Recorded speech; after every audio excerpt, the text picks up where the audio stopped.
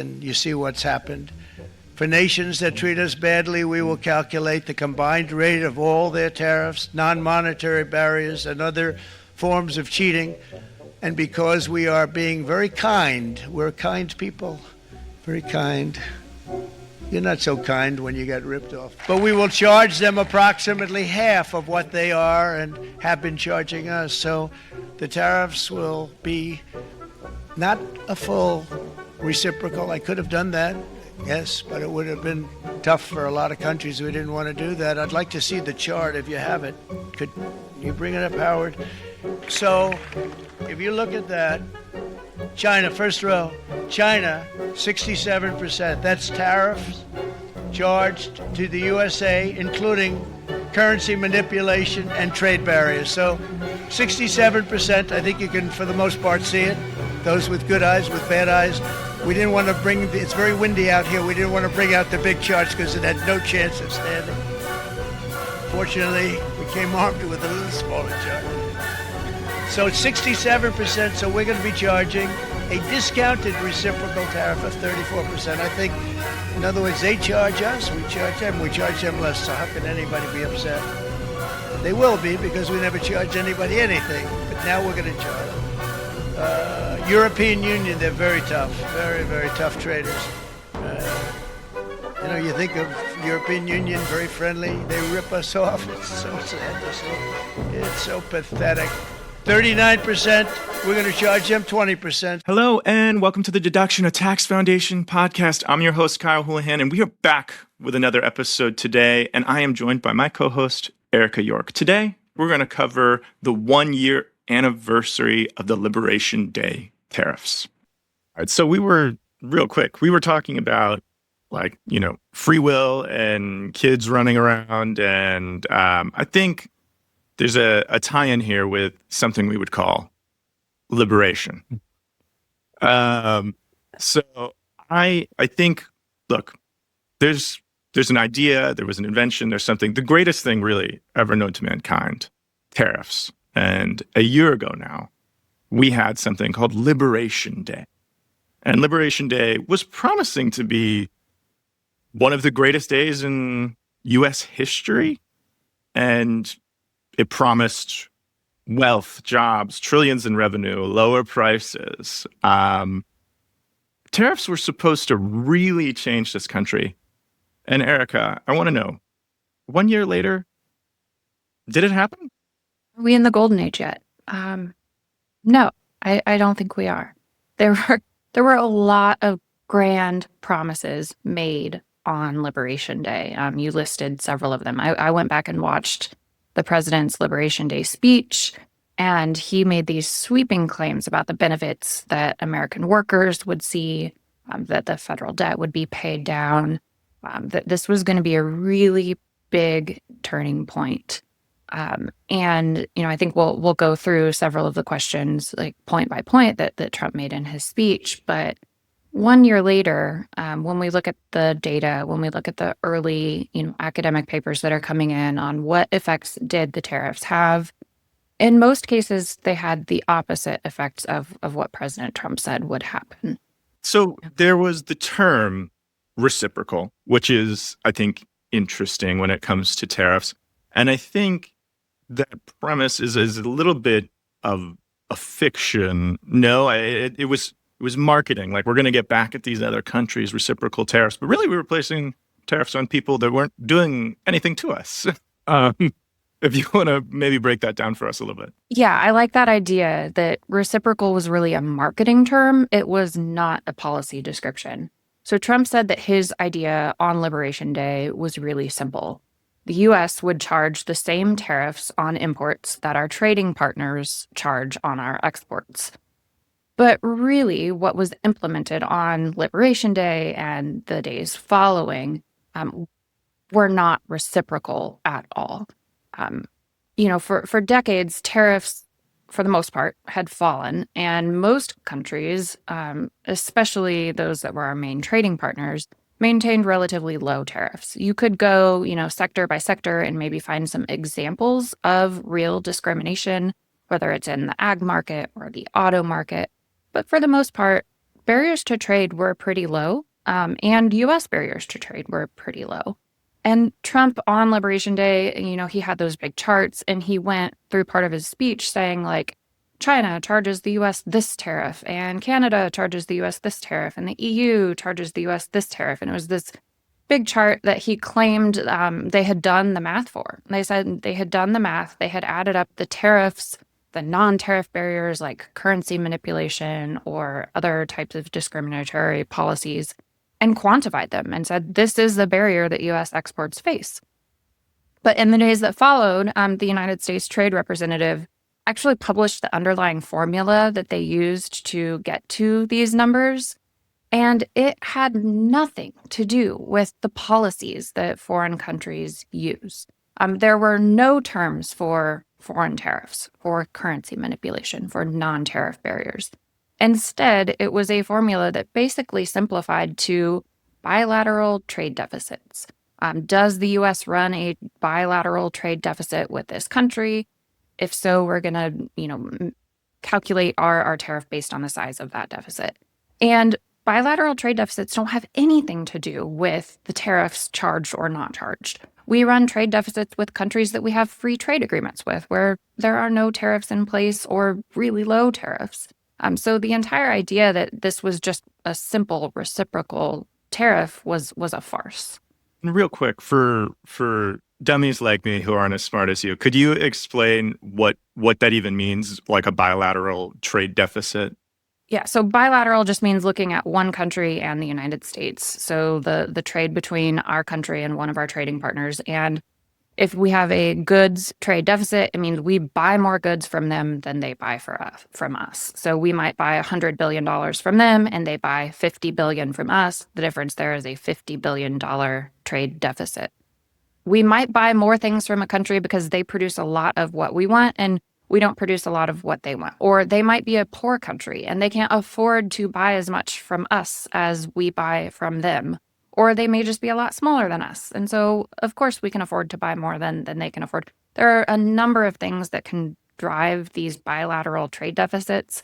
They're not indicative of, some type of trading policy abuse. Like, you and I both have trade deficits with our local grocery store. We buy a heck of a lot more from a grocer than they buy from us.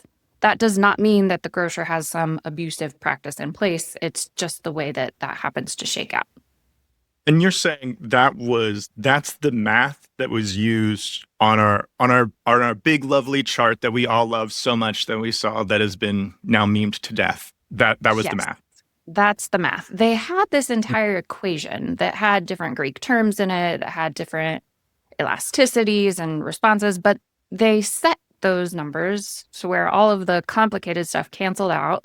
Maybe we can put it on the screen and show it. But all the complicated stuff canceled out because they purposefully chose like a 0.25 and a 4. So that would multiply and equal 1. So those terms by construction all fell out. And all that was left was the bilateral trade deficit. And they pointed to like actual academic studies for some of these terms that they used, but they didn't use the values that those academic studies found. They set the values to where they would cancel. So, my colleagues wrote about this. Some folks at AEI wrote about this and said, if you correct these errors or these fake numbers that were put into the calculations, it would actually show you something very different.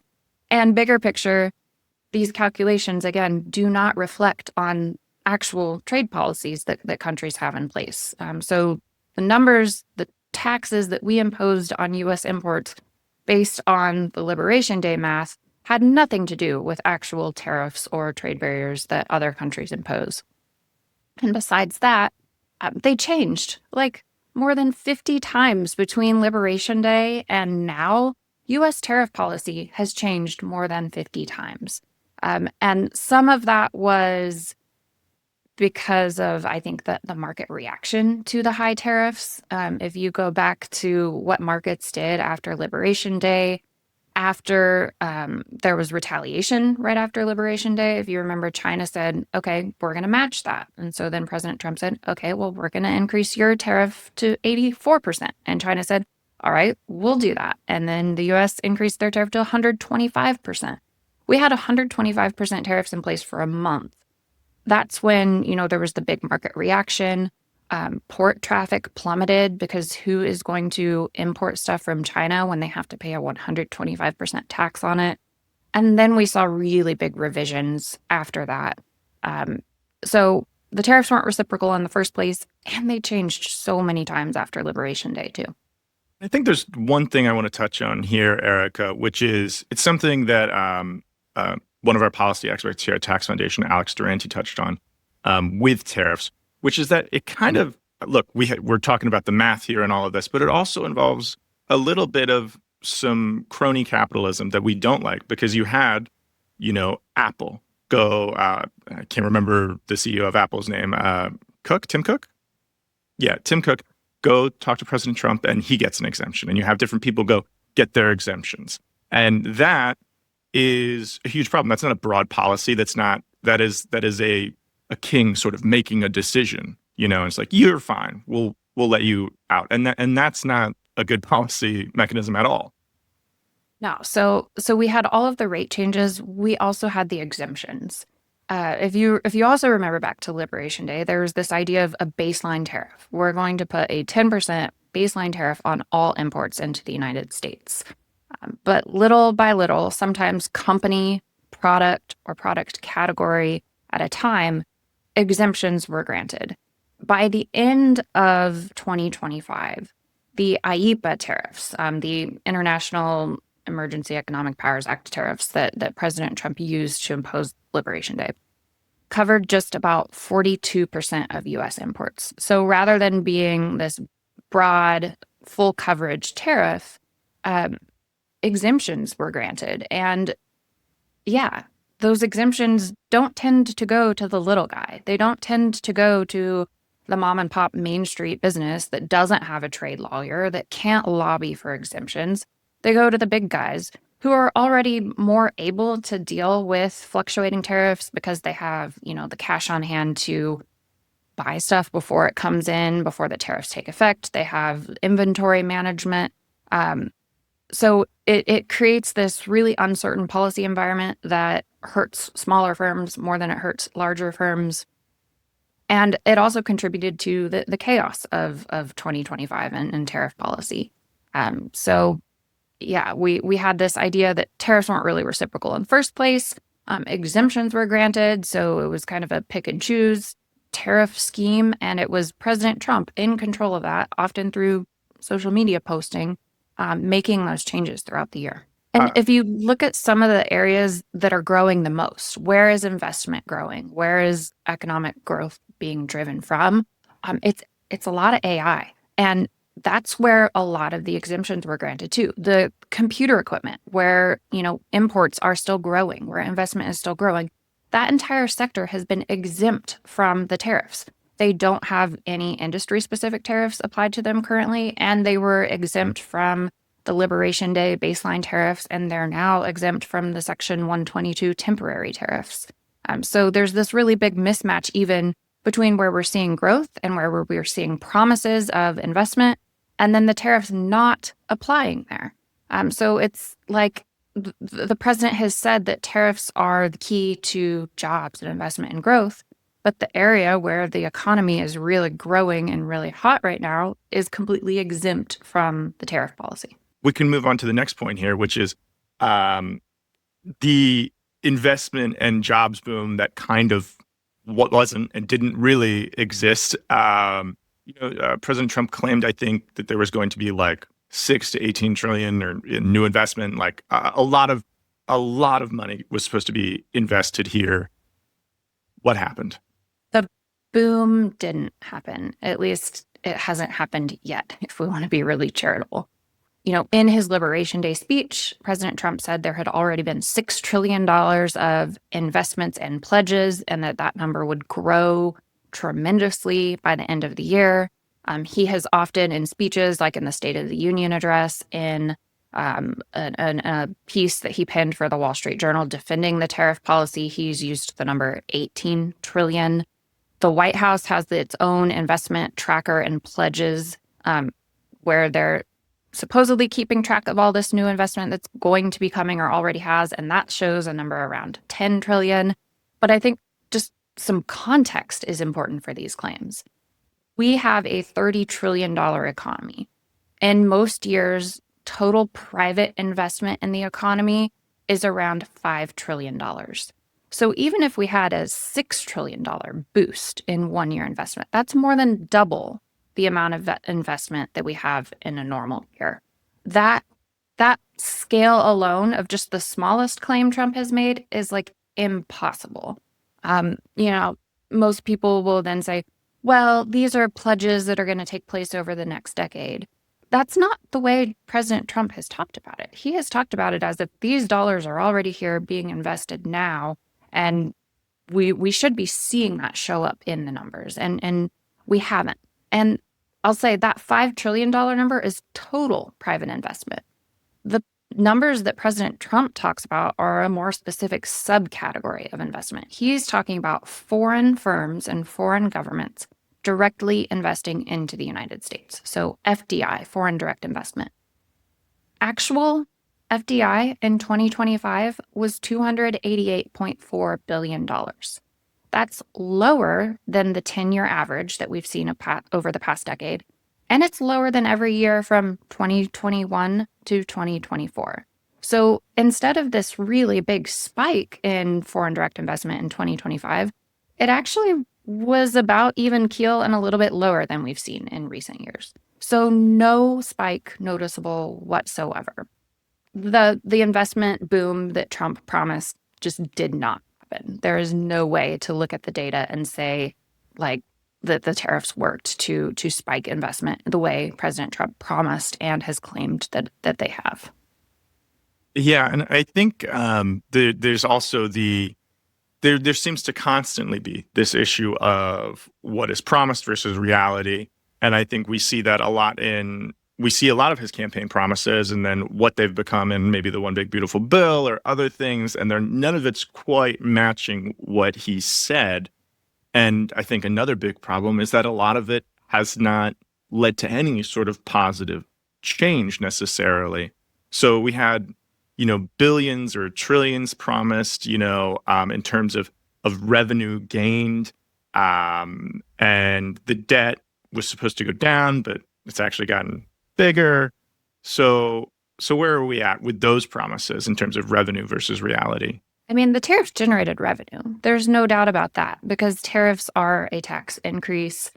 Tariffs increase how much money is going into the U.S. Treasury, as U.S. importers have to pay a tariff bill when they bring goods into the United States. The issue here is the magnitude. President Trump and his advisors claimed something on the order of $600 billion a year would be raised by the new tariffs. Actual revenue for all of calendar year 2025 was $264 billion in customs duties, and that includes pre-existing tariffs. If you look at just the Liberation Day and the other IEEPA tariffs altogether, those generated about $166 billion in customs duties revenue before the Supreme Court struck them down. So far short of the $600 billion a year that folks like Peter Navarro and President Trump claimed would be rolling in. And there's also an important nuance to know. When tariff payments go up, that has a reducing effect on income and payroll taxes. So the net revenue generated by tariffs is going to be less than the direct tariff payments coming in, because once the U.S. government taxes that, once that dollar of revenue is in Treasury, it can't be taxed again. So income and payroll tax revenues fall because factor income, like the income that you earn from labor or from capital investment, falls when tariffs are pulled out of the economy. And behind all of this, President Trump said during Liberation Day and during several speeches after that the tariff revenue would be used to pay down the national debt.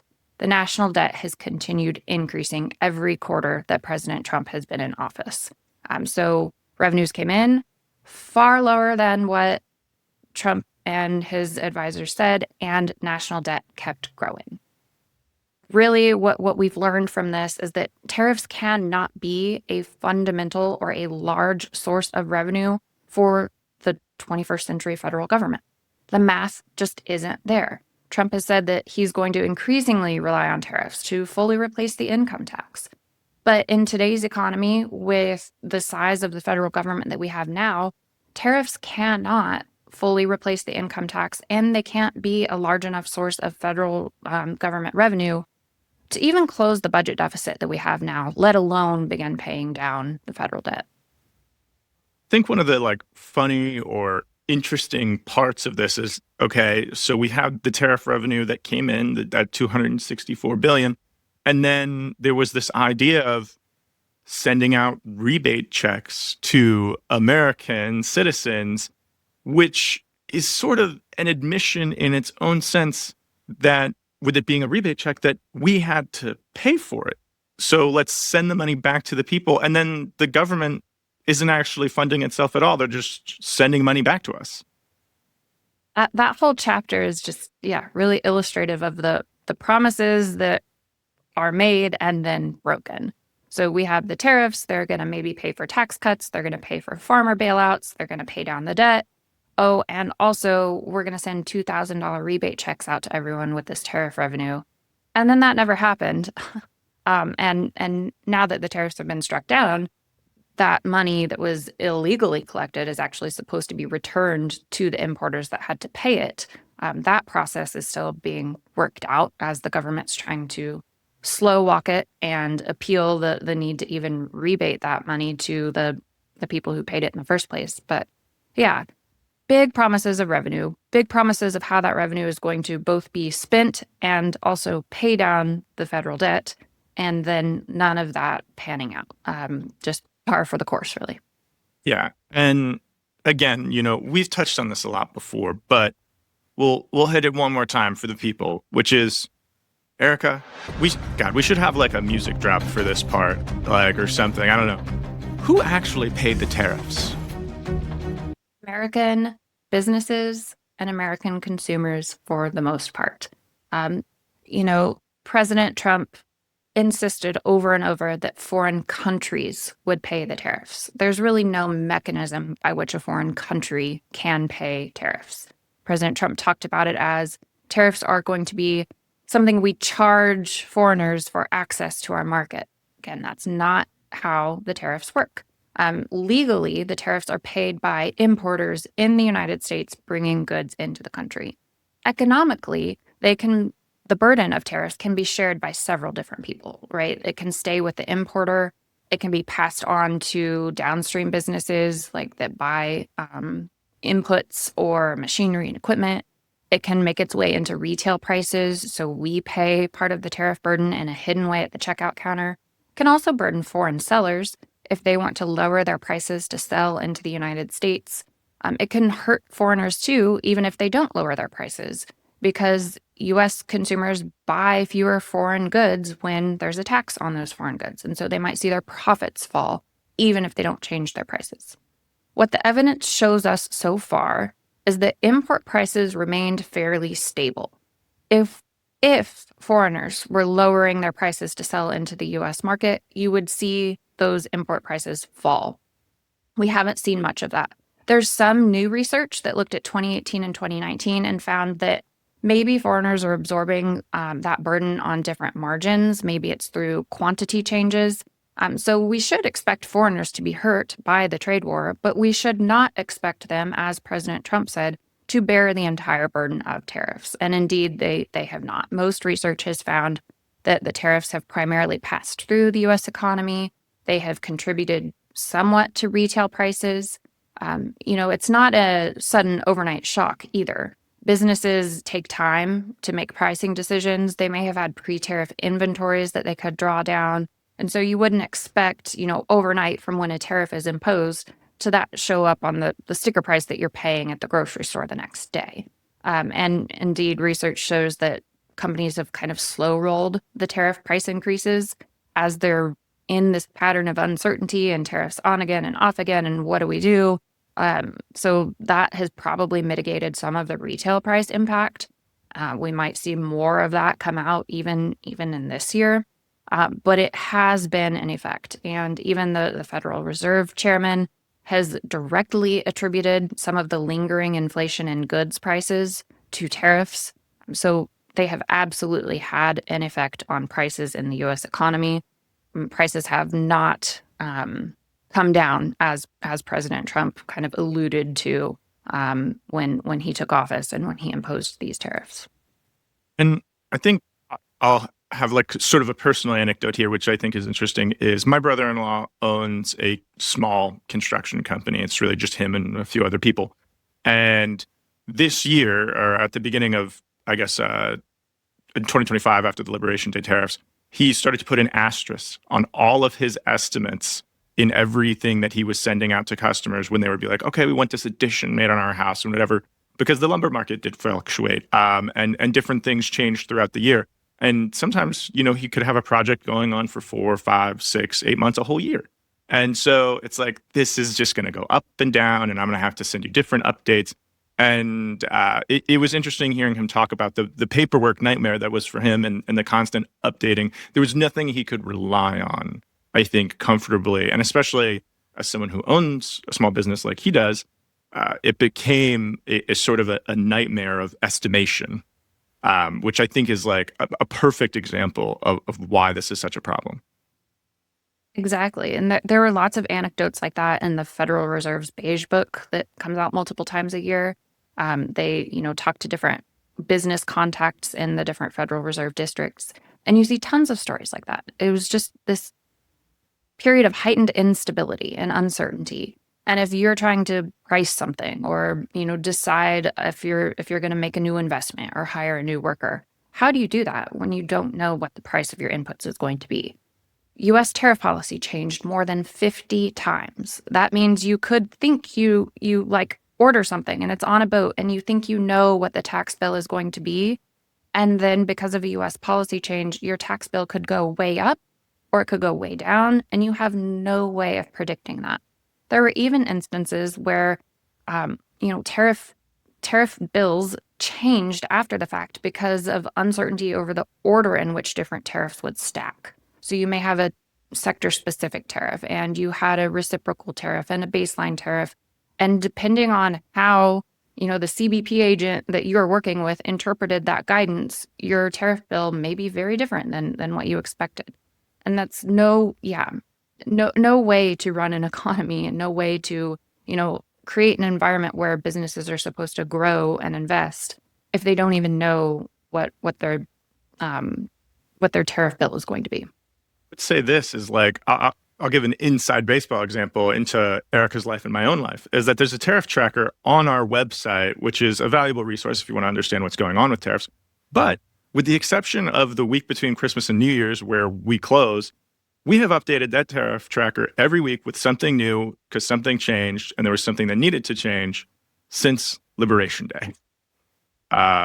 So we've been doing this all year long. We've done it 51 times. So there were some weeks where we needed to make multiple changes, but we decided we're just going to wait till Friday, because if we change it on a Wednesday and then the policy changes on a Thursday and we have to change it again on a Friday, let's just roll it into a weekly update. So, yeah. Yeah, there was definitely times where it was like, okay, we're moving this to 25%. And then the next day was like, actually, we can move it back down to 10%. Actually, it was a learning process for actually where we were like, we're going to do this once a week instead of whenever it changes, because it might not stay the same for very long. Eventually, we decided we're only going to change it if it's an executive order that's on whitehouse.gov or the Federal Register. If it just exists on Truth Social, we're not going to update our numbers. Yeah, I think that became a very wise decision for us. And so, Erica, I'd like to play, before we kind of wrap up here, a little bit of devil's advocate. Do you think you could maybe talk us through some of the scenarios, or if there was any scenario where these tariffs could have worked? That's a really good question, because you'll see tariff proponents outside of the administration say, of course, this trade policy didn't work because it changed more than 50 times and it was chaotic, and, business uncertainty swamped any of the positive effects that tariffs could have had. So let's imagine for a moment that instead of, the change 50 times tariff policy, we had the Liberation Day policy announced, and it stayed in place for the entirety of the year. Let's say we had a across the board 10% baseline tariff, higher country specific tariffs, higher industry specific tariffs on things like steel and aluminum, where the US has said we want to increase production. Would that have led to this investment boost and this jobs boost and the $600 billion in tariff revenue that was promised? There's two distinct arguments that we hear from the tariff proponent camp. The one is, as President Trump has sometimes said, foreigners are going to absorb the tariff burden. We are a really large economy. If we put tariff barriers up, foreigners are still going to want to sell into the US. And so they're going to lower their prices. They're going to absorb this tariff burden. Not much is going to change in the US economy. US consumers won't be affected. If that's true, if that's the case, then tariffs will not deliver the protection that's designed. The US government will get to raise some revenue, but foreigners will be the ones who are hurt primarily because they'll be lowering their prices to sell into the US market. If that's the case that tariff proponents want to have, then there is no protection provided because domestic prices aren't going to change. The other option is that, yes, we impose tariffs, they increase the relative cost of imported goods. That causes us to substitute towards domestically produced goods, right? Because the foreign good now becomes more expensive. We're going to shift and buy domestic substitutes. That will provide higher profits for those domestic producers. We'll be shifting, we'll be paying higher prices to domestic producers. They'll see higher sales at those higher prices. They will benefit, but that benefit is going to be coming at the expense of others in the US economy who now have to pay higher prices for the same type of good. That indicates that rather than expanding economic activity, tariffs are reallocating and redistributing it. So it's not a story of overall growth, it's a story of rearranging things, and in fact, rearranging things in a less efficient manner, because we would be paying higher prices to get roughly the same or even less of the good that we were getting before the tariffs went into place. And so in that case, you may, in fact, see some expansion in those protected sectors, but it wouldn't be growth overall.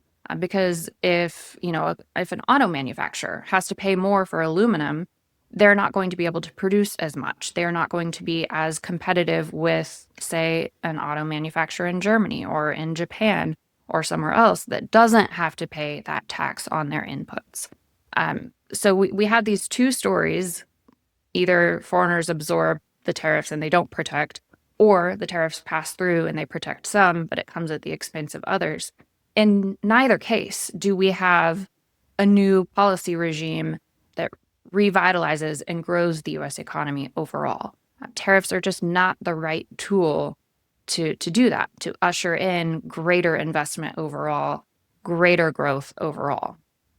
And I think an important part with that second point is that, as you mentioned, efficiency, is that we're not always, as a country, well suited to produce certain things or to have certain things made. Other countries, like because of either their environment, their weather, whatever they can import to us, they're designed and set up to provide that to us where we aren't in that same way. Right. That's the whole idea of why trade is beneficial. Different places specialize in different things, and then there are gains from trading that. If you even look at some of the tariffs that have been in place in a stable fashion under President Trump, that would be like the steel tariffs. And the U.S. has actually had steel tariffs for decades, and they've increased substantially under President Trump. There are other things that hold back steel investment, like higher energy costs. And more energy in the U.S. is going towards other things like the AI investment and the AI boom, which means we're investing there and not in steel. So all we've gotten for steel tariffs is significantly higher steel prices. Similar story with aluminum. And we can get these things from our allies. Like we used to import a lot of aluminum from Canada. So it's not necessarily even a story of, strategic competition with China, because with a lot of these tariffs, we're placing them on allies too, that we should be relying on and trying to grow our trade with. The only other thing that I want to touch on here is with tariffs, you also get retaliation. So if we were in a period, I think, of really stable Liberation Day type tariffs, we would have seen more stable retaliatory responses. We did see significant retaliation from China.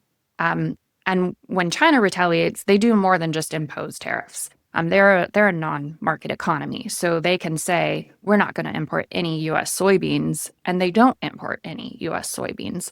So it's more than just tariffs on U.S. exports. It's outright bans of importing things from the United States, and that's designed to, exact significant harm on certain sectors. And so we saw really big losses in the agriculture sector because of the on-again, off-again tariffs.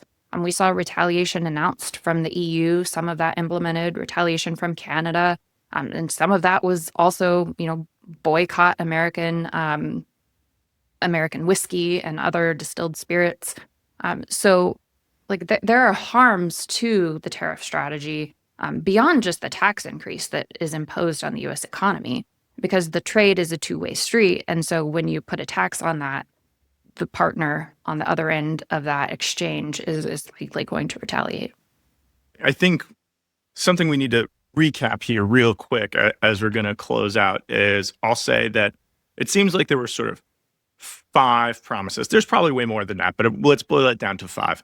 The tariffs were not reciprocal, really, as we discussed. There was no investment boom. We got less revenue than was projected. The debt still rose, and prices went up. So I think we kind of went over. We got nothing that was promised happened. Does that seem right, Erica? That seems right. Yep. 0 for 5 on those big promises from Liberation Day. Yeah. And then when we think about it, I think, that obviously, our listeners should know that the tariffs were struck down, but some tariff effects still remain in place, no? Yeah. The tariffs were almost immediately replaced with a new temporary authority. And right now, the Trump administration has investigations covering more than 99% of U.S. imports. And so they are readying the tools to reimpose the Liberation Day tariffs. Even so, let's say that the Liberation Day tariffs were just temporary and never get replaced. There's a lot of research from past episodes of temporary tariffs that the effects linger. The trade relationships that were disrupted by those tariffs do not just snap back overnight, because it takes years and trust, and a lot of work goes into developing trade relationships. And when they're disrupted by a chaotic tariff regime, they cannot just come back like they were before. And I think that's even truer of these tariffs because they violated free trade agreements. They placed the trustworthiness of the United States as a reliable trade partner overall into question. And so I think there will be a lot more guardedness when it comes to trading with the U.S. From here on out. And that imposes a long-term cost. Yeah, absolutely. It imposes a long-term cost on us.